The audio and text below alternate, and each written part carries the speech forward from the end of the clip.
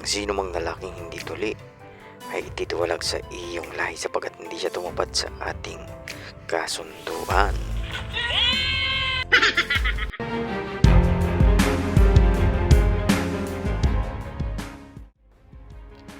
Ito yung tinatawag na halo, mga kaibigan, o yung ginagamit na pangbayo. So ang kapares naman na rin ay losong o losong. So babayuhin niya, halimbawa lalagyan ninyo, magbabayo kayo ng nilupak na saging o kamote o kung ano-ano pa man na pwedeng palay. Babayuhin ninyo diyan kung walang gilingan, ano. So yan yung tinatawag na halo. So alam ka ang ibang gamit niyan maliban sa pambayo. Alam nyo ka mga kaibigan na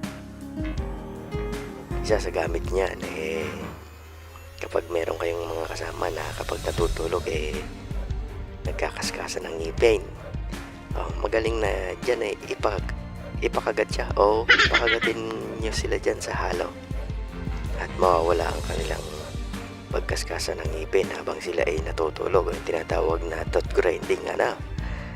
So maliban sa pagsampal ng tsinelas pwedeng pakagatin dyan sa halo at mawawala ang kanyang pagkakaskasa ng ngipin habang natutulog. At maaari pa ang mas matinding bisa niyang kaibigan, yung mga bagong tuli diyan, yung mga bagong tuli diyan.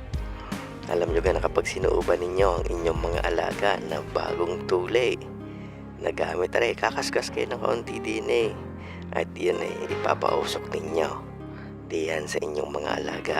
Nakaw, sigurado napakatigas ng alaga nyo kapag yan nagalit. So yan gumagana lang sa mga bagong tuli, yung mga bagong tuli na hindi pa masyadong magaling ang sugat. Kakaskas kayo diyan at ipapausok ninyo sa inyong mga alaga.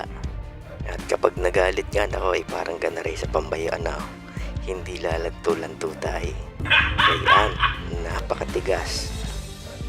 Galit na galit ang mga litid. Kaya naman kung gusto nyong ganaray katigas ang inyong mga alaga, yung mga supot diyan magpatuli na kayo at pausukan ninyo ng ganaray.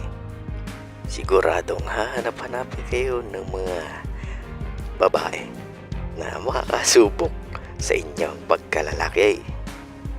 Kaya naman ano bang hinihintay nyo? Suob na mga kaibigan, gagana yan basta bagong tuli, kahit na ikaw sisintahan nyo at ikaw supot pa, kung gusto mong mag-alit pa yan na parang ganari katigas na magpatuli ka ngayong summer at pausukan mo ng ganari. Sigurado magiging matigas ang iyong pagkalalaki.